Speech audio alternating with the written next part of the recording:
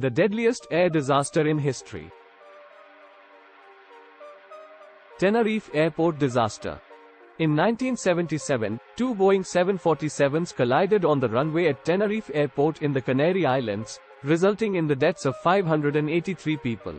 The accident was caused by miscommunication between the air traffic controllers and the pilots.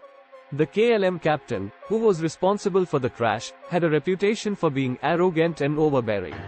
In the aftermath of the disaster, a change in cockpit culture was implemented to encourage more collaboration and teamwork between pilots. Japan Airlines Flight 123. In 1985, Japan Airlines Flight 123 crashed into a mountain in Japan, killing 520 of the 524 people on board.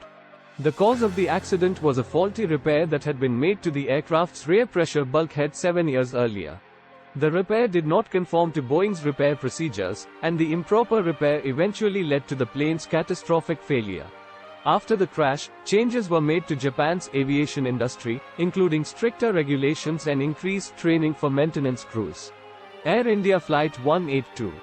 In 1985, Air India Flight 182 exploded over the Atlantic Ocean, killing all 329 people on board. The cause of the explosion was a bomb that had been placed on the plane by Sikh extremists. The attack was a part of a larger conflict between the Sikh separatist movement and the Indian government. The incident led to increased security measures at airports around the world, including stricter baggage screening and passenger profiling. Malaysia Airlines Flight MH370.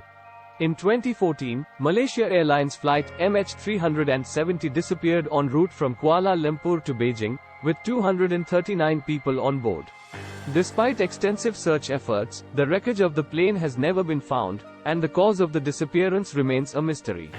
The incident highlighted the need for better tracking and communication systems for aircraft, and led to the implementation of new safety regulations, including the requirement for all commercial flights to report their position every 15 minutes.